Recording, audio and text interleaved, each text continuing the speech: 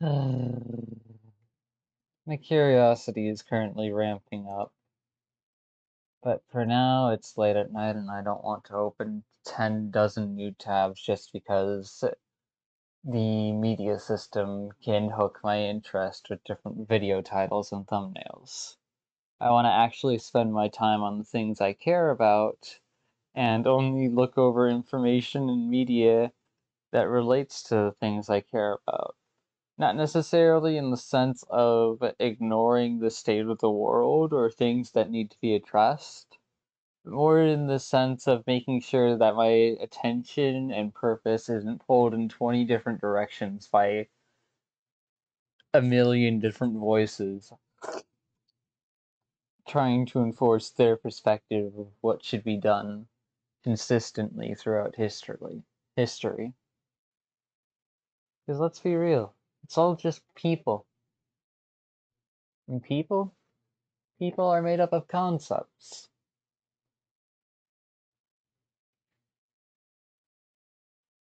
Question is, do the concepts serve the people, or do the people serve the concepts? If you are serving the concept of something, then it isn't working for you, it's controlling you. If the concept is serving you, then you are using it as a lens to better understand where oneself and others are at. Not with the purpose of control, but with the purpose of being aware of your situation.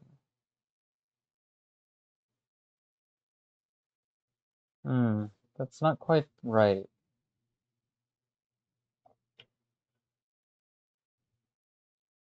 Not with the purpose of external control or internal control, complete and absolute, but for the purpose of an active and meaningful ability to choose where and what you influence moment by moment, so that way you can remain present and connected with others. That one fits a bit better, yeah. Artificial deadlines, artificial deadlines.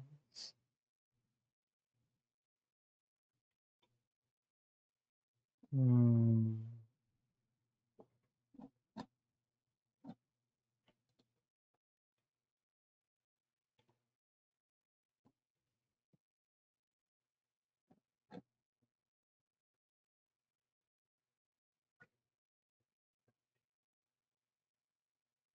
See, if everyone's shouting the same shit from different angles and then arguing about who said it best, then we don't trace the thread of consistency through all the things that have been talked or shouted about.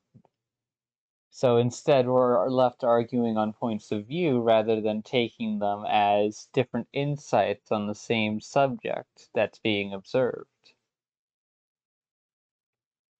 But that's to assume that each argument or voice has its own, is actually honestly and earnestly viewing the subject, which is why you have to look for consistencies in the first place.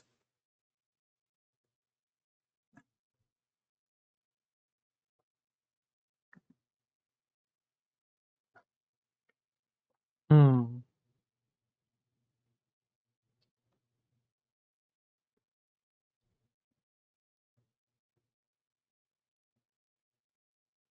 Hmm. Neat. Paranoia, paranoia, it's always coming for you. Flirting is confusing, especially when you don't know what the other person likes or doesn't like. It all relies on a bit of social chemistry with the playful friction. Sure, there's flattery too, but that's eh. Hmm.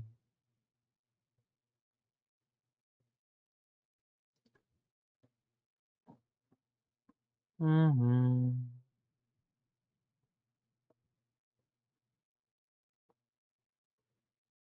Yeah, pretty much.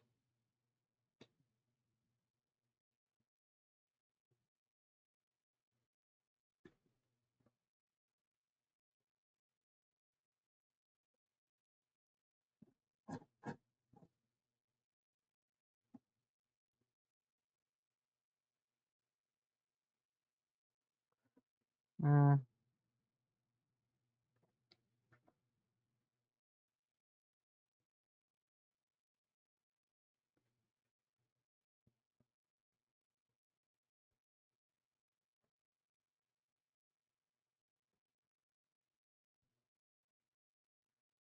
I want to find a way to help people develop an ability to trust their gut without blindly following it. To be able to differentiate between fear, paranoia, grief, pride, and many other forms of emotion versus the core base instinct of this seems okay, but it feels wrong. Something about this is off and it doesn't click. Because I want to see people being people, not people being cattle. The fact that things are this bad in the first place is just utterly disappointing.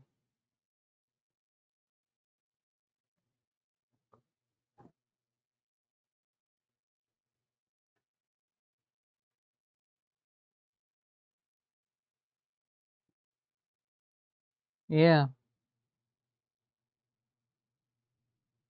That's a beautiful little metaphor. The interesting thing to me is that there are much higher gains from being a good person. You never back up that statement with an explicit example, but I know the angle you're coming from. Psychopaths often think they are manipulating their surroundings and gaining everything, but in reality, at some point, they just run themselves into a corner and then have to escape and find new people to manipulate. Which is both humiliatingly and absolutely hilariously like peeing your pants when it's cold. It's warm for a little bit, but then it gets even colder and even more uncomfortable. They seem to think an ability to not care about emotions is a superpower. But in reality, they are purposefully blinding themselves to feedback that lets them know what does and doesn't harm their reputation.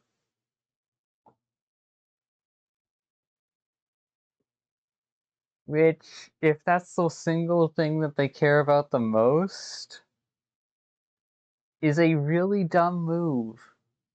The equivalent of peeing your pants in the middle of winter.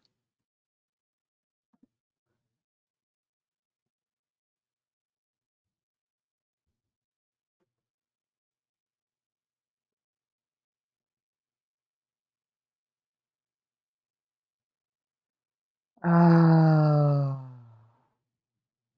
Y'all don't have an excuse. Yeah.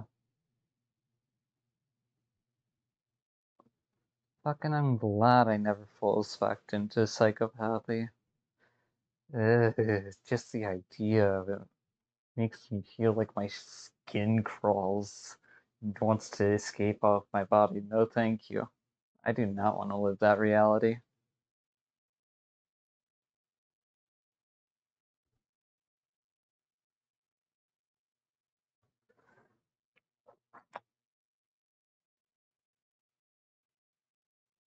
The funny thing is,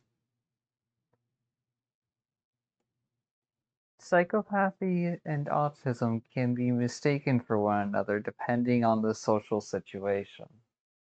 Because on one hand, both of them have trouble with emotional navigation, both of them suck at expressing themselves and no understanding social cues to some degree, and both of them don't have a consistent sense of morality that runs by the usual expectations of society around them.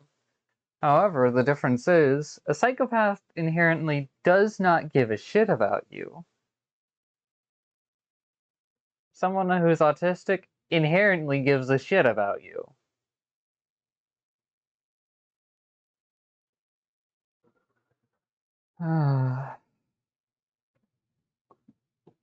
A psychopath ignores obvious social cues because they just don't care. An autistic person ignores obvious social cues because those things are confusing as fuck and often enough so unpredictable that it's better not to even fucking try. What do you want to trust? Something you can literally observe from past experience, or something that everyone does but you have no idea what it means? Most autistic people are going to choose the second, are probably going to choose the first one. The second one, it feels like death. Oh.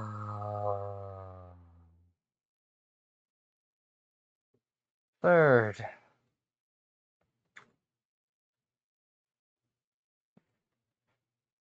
An autistic person, for as stubborn and frustrating as they can at least be reasoned with, emotionally and cognitively. It may be frustrating, it may be mind-bashingly dull, but it's still possible. A psychopath, a psychopath can't easily be reasoned with because when you're a psychopath and you don't have emotional connection, the one thing you judge the world around by is, okay, what do I think I can get away with? How can I frame this as to get away with this? Which is to avoid the consequences of a selfish or divisive action that serves to benefit you and hurt others. And the unfortunate side effect is all those emotions that were dismissed or disregarded, they kind of pile up and people start learning about a reputation that isn't the one you want. So in that regard, you are kind of screwed. Because you're all alone.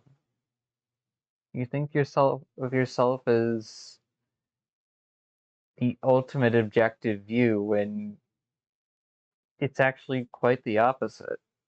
It's exactly because you don't have any emotional connections to others beyond how they're useful to you that you fail to truly understand the meaning of the social context.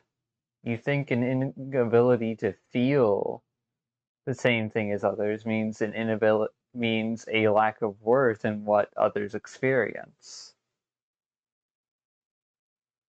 And in that regard, you shoot yourself in the foot 99.99999 million times. Or whatever the fuck. You could have an endless number of nines.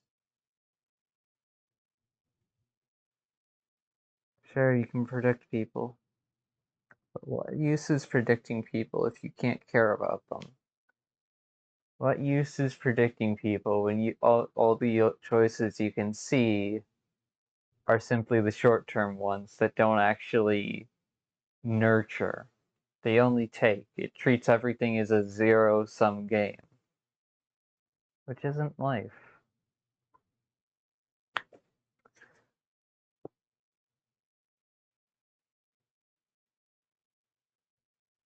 And honestly, the prisoner's dilemma is an interesting concept.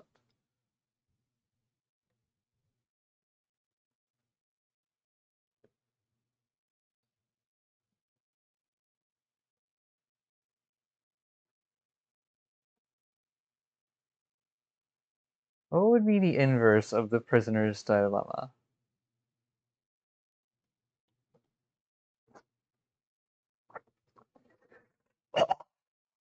Well, which part are you inverting?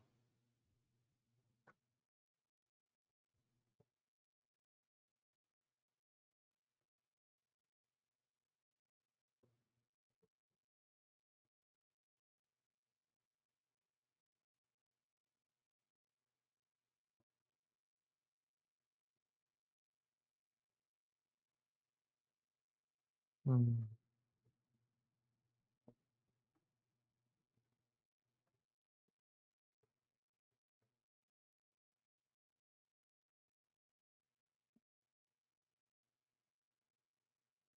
Mm.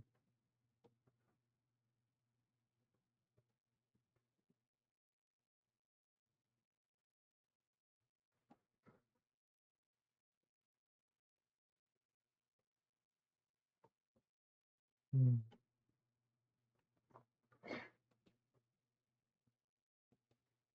Mm. The inverse of the prisoner's dilemma would be where mutual betrayal creates the greatest possible outcome for both parties.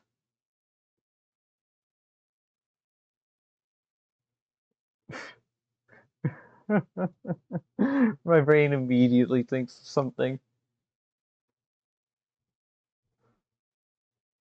Uh, Fucking this video immediately comes to mind, and it's just like, yeah, yeah, creates absolute entertainment.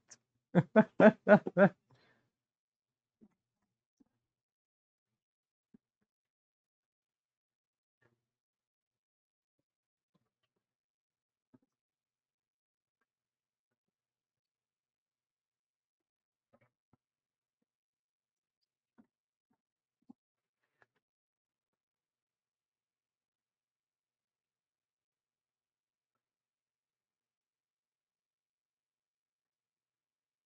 right.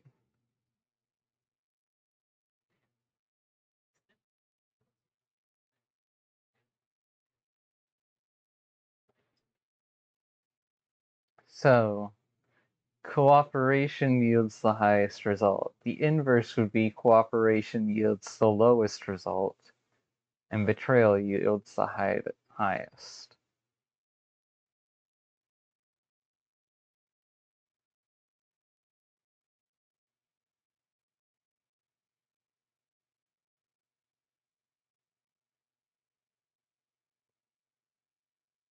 How do you frame that?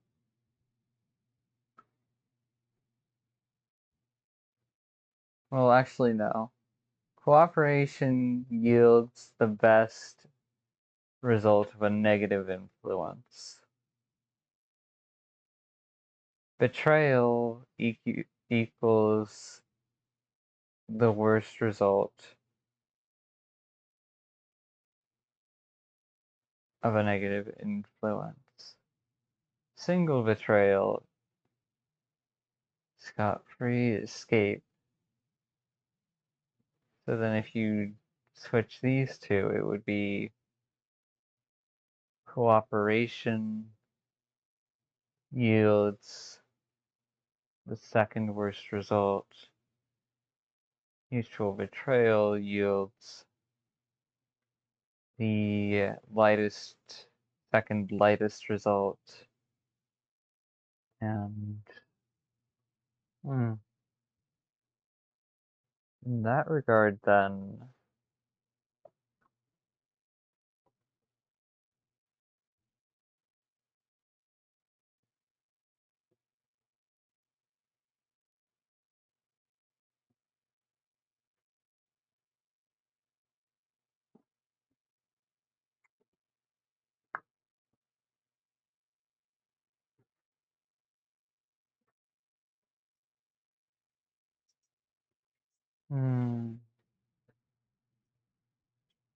whatever.